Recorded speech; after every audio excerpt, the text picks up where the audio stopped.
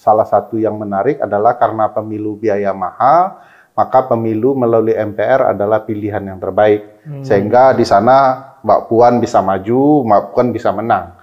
Nah, mereka kemudian berpikir, kalau dilihat hasil survei, saya sudah pasti tidak akan terpilih dalam pemilihan langsung.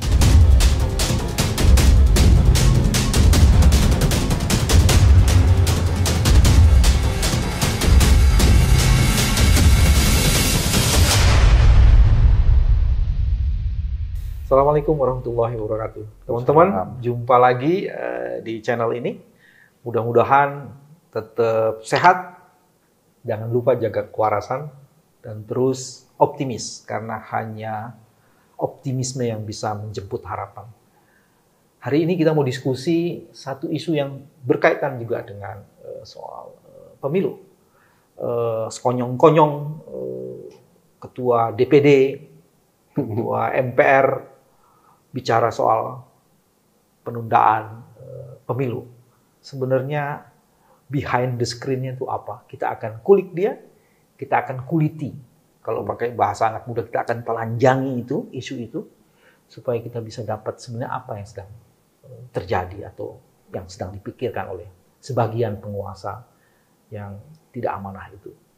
Bersama kita hari ini ada satu orang yang mukanya sudah dikenal oleh labirin yang ada di Indonesia, Sobat Ferry Amsyari. Assalamualaikum, Mas. Waalaikumsalam warahmatullahi wabarakatuh. Kamu kalau ngelihat Ferry itu kayaknya seneng gitu. Seolah-olah Indonesia udah sejahtera gitu loh.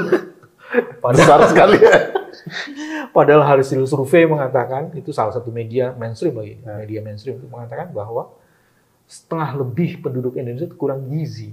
Jadi kamu termasuk orang-orang, ya, kurang gizi. Setengah lebih penduduk, dan dia mengukur dari penghasilan yang dia miliki. Kebayang nggak tuh? Kan orang gendut belum tentu banyak gizi. Betul, bisa juga karena sakit ya. Tapi kalau melihat mukanya semeringah itu beda. Asik. Tapi itu terlalu fisik kan. Yeah. Ada sesuatu yang lebih dalam ini.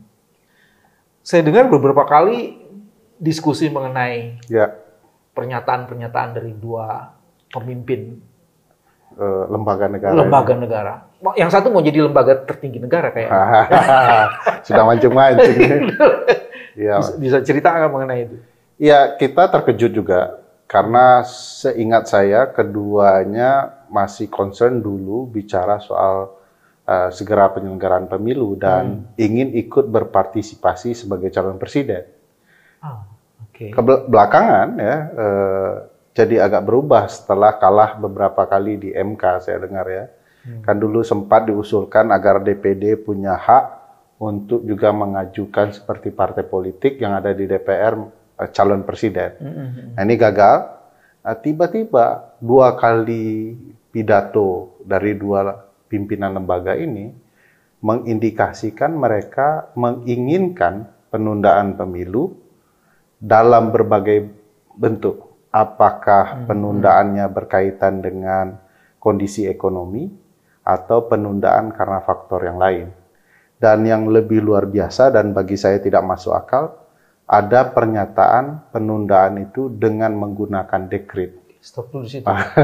Saya mau tanya, sekarang terkejut atau sangat terkejut sekali? Saya terkejut karena penggunaan dekret itu sangat luar biasa kalau mau menggunakan. Kalau itu sangat terkejut sekali dong. Iya, karena penggunaan dekret itu kan sudah lama, 5 Juli 59 gitu ya.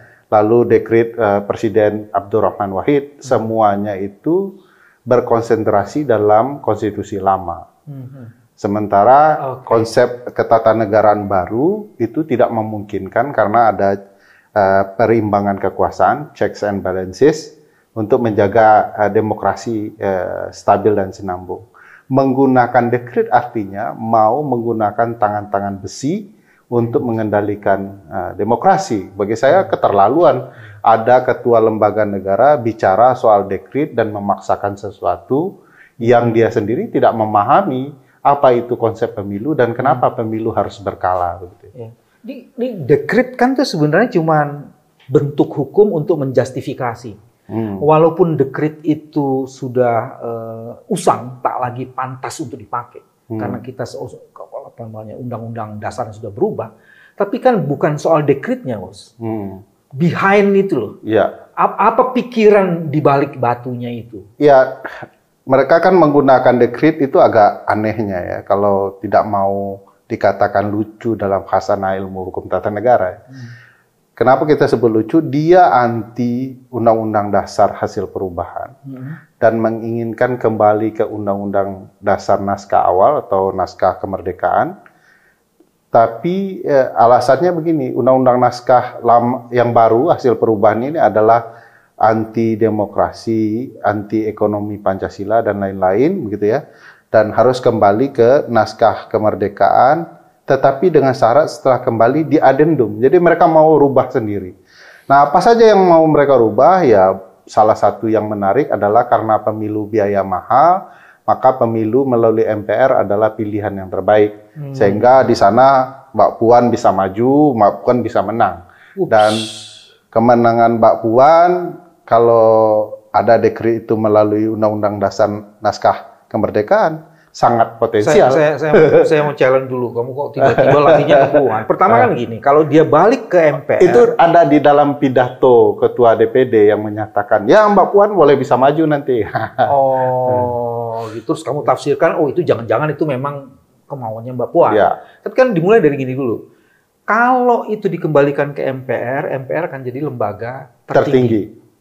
Dengan lembaga tertinggi, maka kemudian masuk akal kalau kemudian Ketua MPR mau menunda. Karena dia akan menjadi di atas Presiden. Yes. Satu itu kan. Nah, kalau dia kemudian menjadi lembaga tertinggi, dia mempunyai otoritas untuk melakukan penataan. Jadi akan terjadi yang kedua ini resentralisasi. Kekuasaan. Sudah ada sebelum ini, sebelum dekret pun sudah ada resentralisasi. Jadi diformalisirlah melalui dekret ini. Akan lebih dikuatkan lagi. Lebih dikuatkan, dijustifikasi atau dilegitimasi. Terus baru yang ketiga, dia akan mempunyai otoritas untuk menentukan. Bukan hanya lembaganya, strukturnya, tapi juga orang-orang yang akan memimpin republik ini. Yes. Jadi ujungnya sebenarnya adalah soal kompetisi untuk menempatkan siapa yang akan menjadi the next leader of Indonesia. Bagi saya, ketidakmampuan berkompetisi dalam demokrasi yang terbuka yang melibatkan rakyat. Nah, mereka kemudian berpikir kalau dilihat hasil survei, saya sudah pasti tidak akan terpilih dalam pemilihan langsung. Oleh karena itu, dicari jalannya. Gila. Dicari jalannya, salah satunya yang terlihat adalah mekanisme lama. Karena di dalam mekanisme lama, partai politik yang menentukan banyak hal. Politisi yang menegosiasikan banyak hal dalam sebuah wadah yang namanya MPR. Dan kalau dilihat hitungannya, tentu saja yang akan dominan adalah PDIP, Golkar, Gerindra di dalam itu. Dan bagi mereka melihat pemilihan langsung itu kan agak berbeda, Mas. Pemilihan langsung itu bagaimanapun mereka menyiapkan dana yang namanya politik uang, belum tentu rakyat memilih mereka. Yes. Biaya jadi, lebih mahal dan tidak ada kepastian. Tidak ada konsep matematika, kepastian dalam tambahan-tambahan gitu ya. Sementara kalau di 711 orang anggota MPR, angkanya bisa jelas menjadi sangat matematis.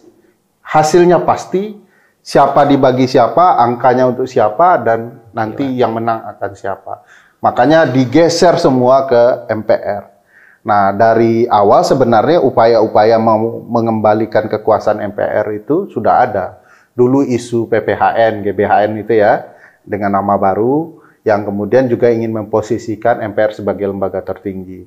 Nah, pola-pola ini terus diulang, diupayakan, yang PPHN ini kan sudah 2 kali upaya, dulu namanya GBHN, gagal, lalu ganti nama PPHN, kurang lagi, nah sekarang sudah mau kembali dengan dekret. Nah, ini saya tidak habis pikir bagi yang menasehati Ketua DPD dan Ketua MPR. Ya. Tim sukses selalu menang. Tim sukses kan penting nasihati. Dan sukses. Orang melihat jalan dan dia memaksakan itu. Yang lucu bagi teman-teman di Hukum Tata Negara, ini Ketua DPD gimana ya cara berpikir kelembagaannya. Dia mau kembalikan ke Undang-Undang Naskah Kemerdekaan. Artinya DPD kan tidak ada. Dia berbicara sebagai apa?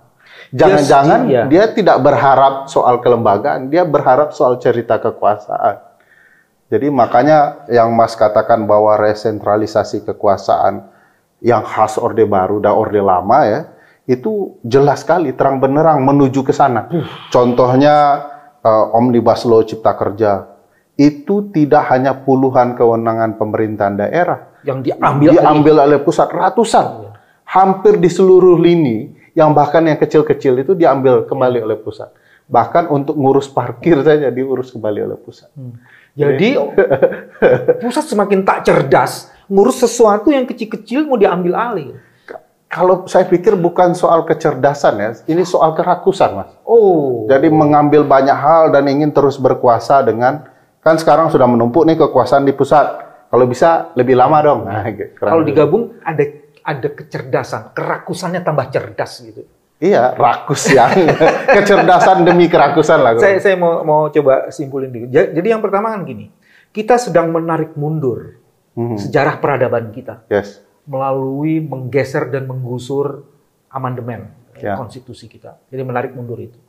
Terus kedua, bukan sekedar menarik mundur, kita sedang meninggikan kebodohan kita dengan membuat sesuatu yang sebenarnya itu sudah tak masuk akal lagi. Ya, bahasa Minangnya mempertinggi tempat jatuh.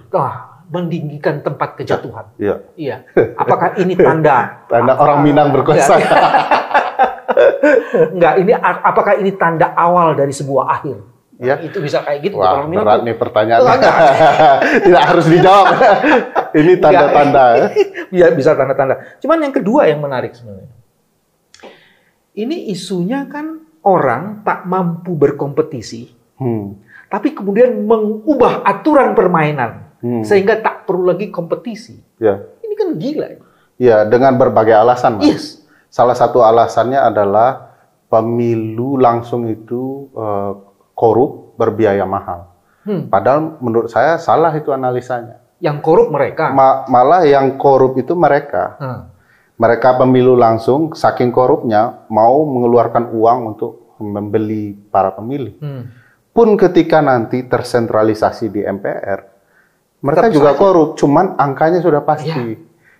Yang terungkap di publik itu kan karena publik ngawasin, jadi terlihat. Kalau sudah ada di peta yang namanya MPR, nanti mereka akan mengatur agar ya ini sudah sepakat mereka sama sekali. Dan bisa dipastikan juga bermain uang. Karena berkaitan dengan angka-angka kemenangan. Jadi berapa uang yang bisa Nah, problematikanya mereka sadar betul bahwa mereka hanya bisa dominan kalau skopnya ada di MPR. Kalau dibilang bahwa tidak ada korupsi dalam sistem yang tertutup itu, fakta membuktikan pada periode sebelum itu terjadi juga korupsi. Yang kedua bukan hanya terjadi korupsi, Bos. Itu ada kekuatan monolitik yang bekerja, yang kemudian yang menentukan. Jadi udah dibayar pula, ada kekuatan yang monolitik yang menentukan. Jadi untuk apalagi pemilihan, ini kerajaan. Ini kerajaan. Betul. Karena dikendalikan oleh orang yang paling... Tapi itu tidak ada kaitannya dengan kemarin ada pesta dengan... nggak ada ya, nggak ada kaitan. Nuansanya kerajaan, tapi mungkin tidak berkaitan. Iya. Tapi itu simbol-simbol. Saya tahu maksud Mas BW, tapi tidak. Tapi simbol-simbolnya kan kelihatan. Sudah kelihatan. Dari topi pengantin. Ini soal pengantin ya? Saya ngomong yang lain, tapi jadi ngomong ke pengantin. Saya mau balik lagi di situ. Fer, ini pekerjaan ini, saya tidak yakin ini hanya dari dua petinggi saja gitu. Apakah ada kekuatan lain yang bekerja, yang bersimbiotik? Ini sedang tarik ulur ya, Mas. Antara perhitungan tetap kepentingan politik masing-masing. Satu menarik MPR karena kepentingan politiknya tidak bisa berkompetisi. Satu lagi ingin berupaya membangun kompetisi tetapi bisa dikendalikan. Misalnya menentukan siapa calon presiden dan segala macam. Pola ini kan sudah mereka atur di Undang-Undang Pemilu juga. Jadi saya membahasakan dengan threshold, threshold itu ya. Sebenarnya kalau dalam ilmu hukum tata negara nggak ada itu ambang batas pencalonan presiden. Tidak pernah ada. Kecuali gara-gara Indonesia ditiru oleh Turki, gitu ya. Tidak pernah ada ambang batas pencalonan. Yang ada itu ambang batas pemenangan presiden yang namanya presidensial threshold itu. kalau mau diinggris-inggriskan juga ambang batas pencalonan presiden itu jadi presidensial kandidasi threshold. Oh, ada kandidasinya di situ ya. Tapi itu istilah nggak yang tidak sama sekali tidak dikenal dalam kajian pemilu kepresidenan ya. Bukannya itu bagus Indonesia menemukan satu sistem baru yang belum ada di dunia. Kamu itu selalu jadi menemukan dahsyat Indonesia dahsyat. Tapi penemuan orang Indonesia itu untuk membangun kepentingan, Mas. Itu problematika. Bukan untuk kemaslahatan. Untuk kemaslahatan orang banyak. Jadi untuk publik bisa dominan, berkuasa, berdaulat. Itu yang khasnya, Fer. Khas Indonesia ya. Dia menciptakan sesuatu yang tidak terpikirkan loh. Tapi dengan model begitu, mereka bisa mengatur kompetisi. Sehingga siapa yang jadi calon presiden, karena perahunya kan bisa dihitung secara matematika. Ini kerjaan teman-teman ilmuwan politik juga, dan teman-teman lembaga survei yang menghitung matematika itu dalam khasanah kepentingan partai. Bukan membangun matematika kepemiluan dalam khasanah kepentingan rakyat banyak. Karena itu bekerjalah teman-teman partai politik itu dengan gagasan-gagasan dan konsep itu. Saran kita sih kepada teman-teman ilmuwan atau konsultan politik itu adalah memastikan demokrasi terus bekerja. Karena begitu demokrasi tidak bekerja, yang rugi juga Anda. Tidak ada lagi pemilihan langsung, artinya tidak ada survei. Kalau kemudian tidak ada persaingan yang sehat, artinya Anda tidak bisa jadi konsultan. Jadi jangan merugikan, membangun sesuatu yang akan merugikan Anda juga dan demokrasi di kemudian hari. Dari titik itu saya ingin mengatakan sebenarnya kekuatan atau kekuasaan yang sedang bekerja sebenarnya sebahagiannya ditopang oleh salah satu atau beberapa kelompok civil society yang mempunyai kemampuan saintifik melalui tadi disebut matematika politik itu yang kemudian menopang ini. Jadi kan juga sudah dimulai dari Jokowi periode pertama, sebagian teman-teman Mas BW kan masuk istana kan. Ya, mereka adalah intelektual dan adalah CSO juga yang mengetahui teman-teman saya yang sahabatmu itu bukan? Senior saya. Senior saya. Jadi mereka kemudian yang memetakan bagaimana cara berpikir masyarakat sipil, bagaimana strateginya, dan bagaimana melawannya. Dan hari ini kita bisa melihat ya, istana membangun think tank baru ya, yang kurang lebih sama dengan apa yang dilakukan oleh Presiden Soeharto, yang kemudian bisa menganalisa apa arah gerak masyarakat sipil. Perhatikan ya Mas, misalnya masyarakat ketika protes KPK dan KUHP baru, itu kan mereka bisa membaca ya tingkat kemarahan orang, lalu diundur dulu. Nanti setelah naikin lagi. Ternyata marah lagi, turunin dulu. Masih ada waktu sosialisasi kata pidato presiden. Setelah turun dan dilihat tonnya udah turun, naik lagi. Ini kan cara-cara kerja yaitu senior-senior itu yang memahami cara bekerja masyarakat sipil dan jadi sekarang diciptakan tank-tank untuk menjaga itu dari ting-ting gitu ya. Jadi bukan ting-tank tapi tank-ting ya. Diciptakan tank oleh ting-ting itu yang pikirannya miopik. Bagaimana kekuasaan tetap ada dalam genggaman itu. Sekarang memang kalau saya berpikir ya, istana tidak lagi berpikir untuk kepentingan orang banyak, hanya saja mereka melihat peluang. Ya. Misalnya kalau ternyata masyarakat bisa bersatu tunggu dulu Fer, kamu tiba-tiba ke istana. Kan kita ngomong tadi lembaga, kekuasaan, terus ada partai. Tiba-tiba jembatannya ini kalau dilihat ada bridging ya, masing-masing tidak hanya bicara soal Puan, juga bahkan dalam pidato Ketua DPD itu selain menyinggung Mbak Puan, juga menyinggung 3 periode dan atau penundaan pemilu. Ganjar nggak disebut? Nggak disebut waktu itu. Yang nyebut Ganjar kan Pak Presiden. Masih disebut. Ketua DPD nyebutnya 3 itu ya? Iya. Puan, satu lagi tadi apa? 2 lagi? Presiden. Presiden bisa 3 periode. 3 periode dan penundaan. Jadi bahasanya begini, ya terserah mau 2 periode atau 3 periode, terserah. Jadi kayak bicara tiba-tiba melintas di alam pikiran itu disampaikan begitu aja tanpa memperhatikan konstitusi, konstitusi dinisbikan, diposisikan lemah gitu ya. Ya ini kan bukan benda suci yang kita bisa rubah kapan saja. Padahal konsep konstitusi nggak begitu gitu ya. Boleh nggak saya sebut ini demokrasi on sale? Ya Karena tidak ada lagi demos untuk Kratos itu. Ya kan sudah ada yang menyinggung soal demokrasi on sale ya. Dia menyinggung apa praktik demokrasi di Indonesia yang transaksional, yang sangat jual belilah. Siapa yang memiliki modal besar dia yang akan menentukan. Tidak ada lagi res publica. Nggak ada. Bayangkan Mas, itu ketua DPD dan ketua MPR bahkan katakanlah istana yang disinggung, kan orang yang ikut membahas undang-undang ya. Baik. Di dalam undang-undang itu tidak ada terminologi penundaan.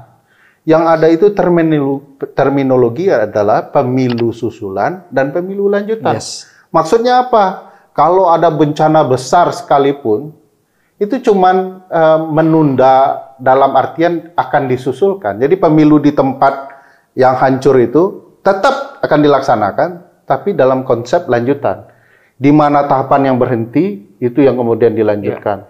Susulan, begitu dia belum mulai tahapan, disusul. Artinya, dalam kondisi apapun pemilu harus dilakukan kecuali kiamat. Dan itu terjadi dalam ilmu kepemiluan. Di banyak negara yang mengalami bencana dan perang sekalipun, pemilu itu tetap dilangsungkan. Apa alasan ini pemimpin negara ini untuk bicara soal penundaan? Demokrat sejati, kalau di lawyer sejati kan bilang gini, keadilan perlu ditegakkan walaupun langit runtuh. Langit runtuh. Kalau demokrat sejati itu dia akan mengatakan pemilu harus dilakukan walaupun langit runtuh. Nah ini kan enggak ya, jadi dia bukan demokrat sejati. Iya. Nah, masuk. Nah sekarang ada yang menarik begini. Ini proses semua sedang berjalan dan speednya itu semakin tinggi. Dan dampaknya itu akan luar biasa, bisa meluluh lantakkan seluruh sendi kehidupan dan keinginan kita untuk membangun peradaban yang jauh lebih baik. Kan kita tidak boleh hanya memetakan masalah. Orang-orang yang berpikir itu pandai mengidentifikasi problem dan mencarikan solusinya, mencari opsi-opsi solusi sekecil apapun. Jadi sesak nafasku mendengar penjelasanmu. Tapi aku harus tetap menghidupkan. Aku turut membangun konstitusi. Kok begini? Nah itu apa opsi-opsi ini? Kita sekarang hanya punya suara. Dan suara itu bisa dikemukakan untuk orang-orang yang berpikir seperti kamu. Pasti kita juga ingin mencerdaskan orang-orang lain juga supaya bisa bersama-sama memperjuangkan ini. Kira-kira apa langkah atau apa yang mesti disebarkan dan ditebarkan? Kan yang mau dijaga ini konstitusi supaya arah pertandingan demokrasi jadi fair ya. Nah, problematika dalam keilmuan saya, Mas, katanya seluruh orang boleh berkata apapun soal konstitusi, tetapi hakimlah yang menentukan, yaitu hakim konstitusi. Malangnya, hakim konstitusi kita adalah adik ipar presiden, ya, dan kemudian bisa diberhentikan kapanpun oleh presiden, siapapun anggota DPR dan Mahkamah Agung. Jadi sulit kemudian bisa ditegakkan marwah konstitusi kalau lembaga pelindungnya tidak punya marwah yang tegas. Lalu apa pilihan? Tentu saja karena konstitusi milik publik, publik yang harus melindungi konstitusinya. Publik yang harus bersatu padu mengawasi segala proses pemilu harus satu padu. Dan saya percaya model demokrasi begini. Kalau seseorang atau lembaga sudah dipercaya dalam demokrasi dalam konteks 2 periode dan tidak bisa bertanggung jawab, maka pilihannya harus diganti oleh publik. Dan pilihan itu harus disuarakan oleh publik untuk mengawal konstitusi, nilai-nilai konstitusionalisme, dan Pak Jokowi harus sadar bahwa kalau dia berhasil merusak konstitusi, dia mungkin akan berkuasa. Tapi berkuasanya dia tidak akan pernah selamanya. Sejarah mencatat tidak ada otoritarian yang akan selamanya. Dia akan diruntuhkan oleh kejahatannya sendiri. Tapi kalau dia mematuhi konstitusi, orang akan mengingatnya bahwa di tengah kegentingan ini, dia memilih untuk taat dan patuh kepada konstitusi. Saya pernah challenge Pak Presiden ketika KPK harus keluar di depan presiden, di depan ruang terbuka yang tertutup itu, yang didengar banyak orang tapi tertutup. Ya. Dan tak boleh disampaikan pada saat itu. Saya sampaikan saatnya kamu sampaikan hari ini. Ya, saya sampaikan, tetapi waktu itu mungkin belum belum gamblang. Saya bilang begini, harus dikeluarkan Perpu. Lalu Pak Presiden bilang begini, kalau Perpu dikeluarkan untuk KPK nanti dibatalkan DPR. Tidak ada soal, kata saya. Kami, publik ini hanya mau tahu Bapak itu berdiri di mana. Berdiri di DPR atau kami, rakyat Indonesia. Nah hari ini, kalau mau membuktikan Jokowi itu memilih kepentingan dirinya sendiri, dia akan terus membiarkan soal penundaan pemilu ini terus dibicarakan oleh orang-orang tertentu, atau dia mau menegakkan konstitusi yang artinya melindungi publik banyak. Kamu ajukan opsi yang pernah kamu lakukan. Kamu tidak khawatir bahwa apa yang pernah kamu akan dibohongi lagi. Oh, dulu dibohongi. Ini harus jelas nih. Kalau dulu sih rasa-rasanya dibohongi karena saya mengingat betul Perpu itu dijanjikan untuk dikeluarkan. Jadi dan sekarang kamu tidak takut dibohongi?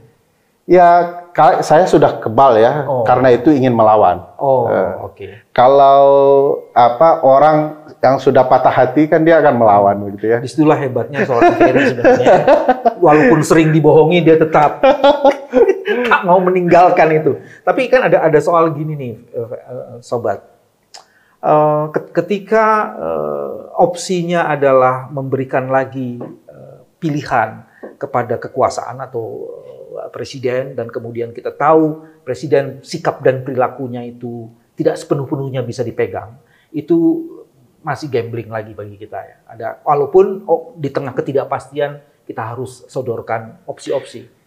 Ya, yang kedua tadi Fer, yang menarik itu masyarakat harus mulai punya kesadaran, dan bukan hanya punya kesadaran, juga kemudian mulai membangun kesadaran itu dalam tingkat yang lebih praksis gitu ya.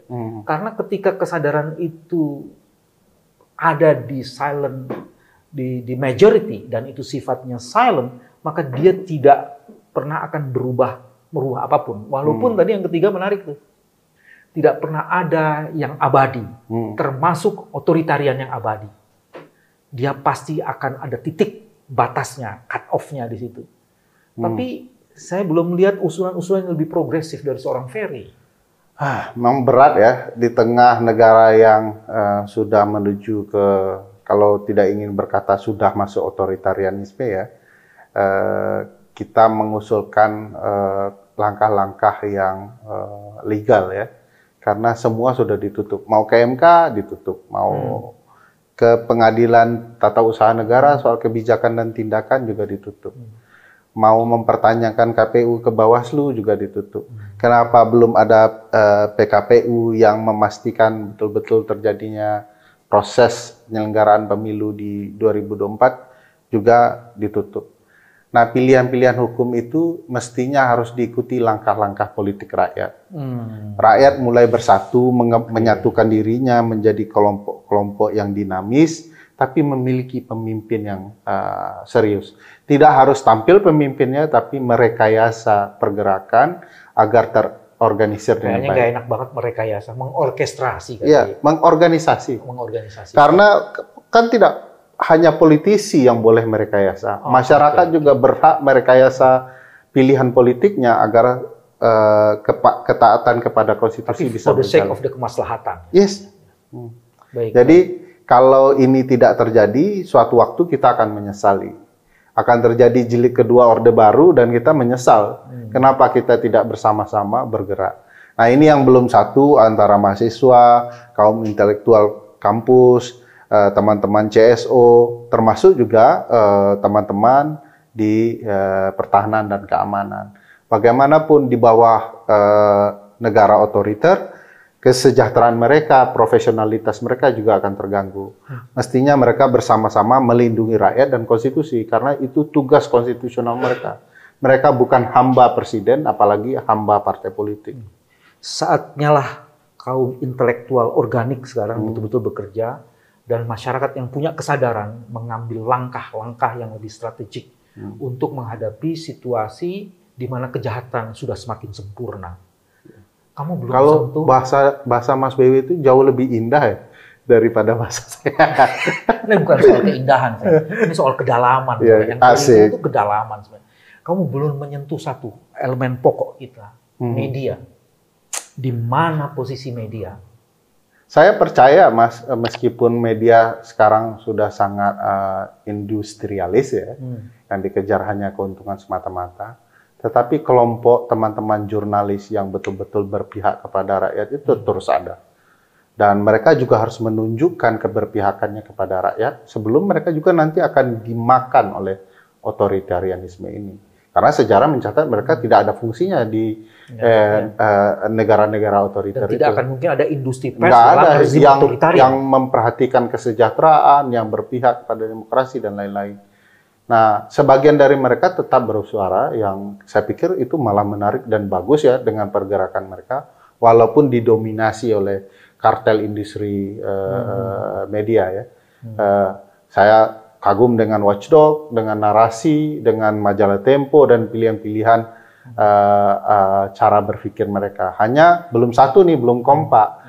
Mau dikemanakan kita dalam demokrasi ini dengan pemberitaan kawan-kawan media. Ya, oke. Dan sebenarnya ada satu lagi yang menarik. Kita mempunyai atau sedang menghidupkan, dunia ini sedang dihidupkan dengan yang disebut dengan citizen journalism. Ini salah satunya. Salah satunya ini, salah duanya ini dan jadi artinya citizen journalism juga penting untuk dihidupkan dan kemudian memahami benar pokok persoalan yang sedang kita hadapi. Di dalam pemilu itu malah sangat penting ya.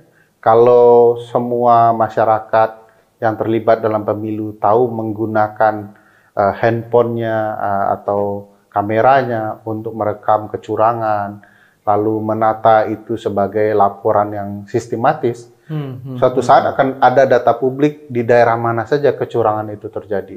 Baik. Sehingga cerita penundaan, rekayasa pemilu, kecurangan pemilu, tidak serta-merta dan sesukanya terjadi di tangan kekuasaan. Iya. Ini ada yang menarik sih kalau digabung-gabung nih, Fer.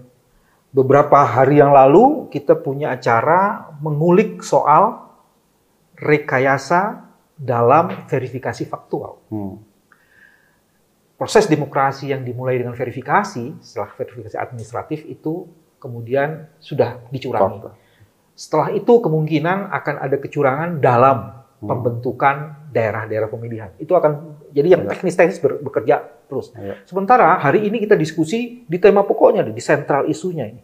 Akan terjadi resentralisasi kekuasaan atau dominasi resentralisasi kekuasaan melalui dua lembaga negara ini yang bersekutu dengan kekuatan-kekuatan yang lainnya yang ditopang oleh tadi kalangan-kalangan saintis yang sebagiannya dari civil society. Itu lagi jalan berdua. Terus kemudian kita ingin ada media yang menjadi bagian penting untuk mengamplifikasi what's going on, apa sesungguhnya yang sedang terjadi. Dan mudah-mudahan citizen journalism ini juga akan berkembang. Nah, yang juga sekarang menarik ini ada satu lagi nih, Fer. Ada kelompok-kelompok di luar sana yang sebenarnya cukup banyak dan cukup resah. Tapi mereka temanya itu masih tema-tema masing-masing. Ya, masing-masing gitu loh.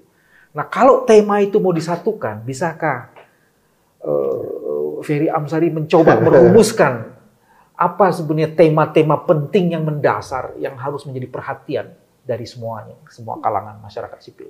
Kalau kita melihat sih sebenarnya ini kan hasrat ingin berkuasa yang ditopang oleh para pemodal kapital.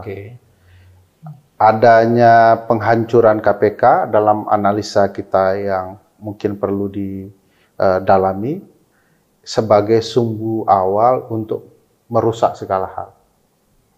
Merusak pemilu, penyelenggaraan pemerintahan, penyelenggaraan negara, penyelenggaraan ekonomi, semua itu bermula dari sini.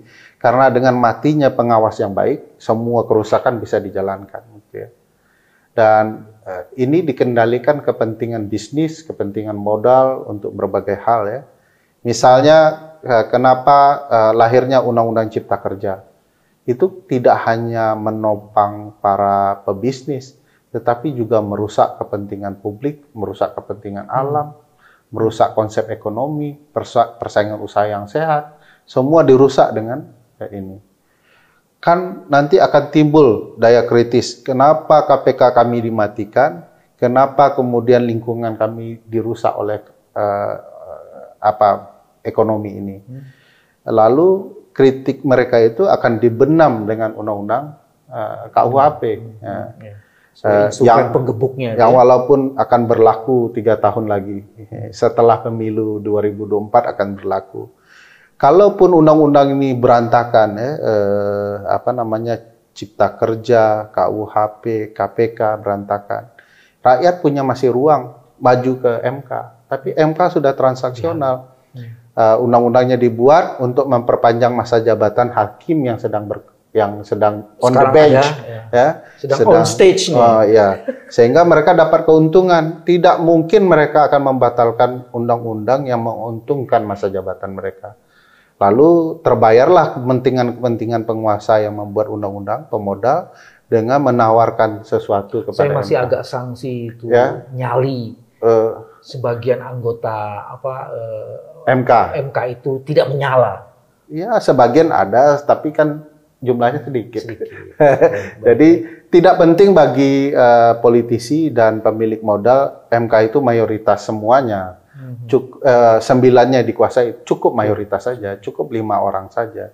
Dan itu yang terjadi begitu ada salah satu hakim masuk kepada kelompok minoritas sehingga menjadi mayoritas, membatalkan sementara Undang-Undang Cipta Kerja, dia langsung dipecat.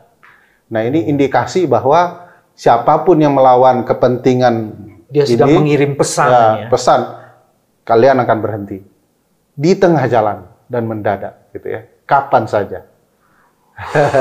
Jadi selamat datang Mas BW ke kerusakan undang-undang yang Mas BW mimpikan akan jadi lebih baik untuk Indonesia. Selamat datang ke gelapan. Selamat datang ke gelapan. Kita harus berhenti. Siap. Kalau kita teruskan daftar kekacauan ini akan semakin telanjang. Tapi pesan yang tadi menarik menurut saya adalah satu, kita harus membangun kesadaran dan menghidupkan optimisme. Terus kedua, kita harus terus bergerak karena pergerakan itulah yang akan membuat resultante perlawanan itu akan membesar. Gitu. Terus yang ketiga juga merapatkan barisan. Karena kalau barisannya tidak dirapatkan, maka kita akan tercerai-berai seperti pasir-pasir di lautan, di tepi pantai sana. Saya, Mas, kalau mau berharap satu hal, saya tidak pernah bisa berharap kepada intelektual yang namanya dosen di kampus, tidak berharap kepada CSO, saya berharap kepada simbol penting demokrasi, yaitu pemuda intelektual.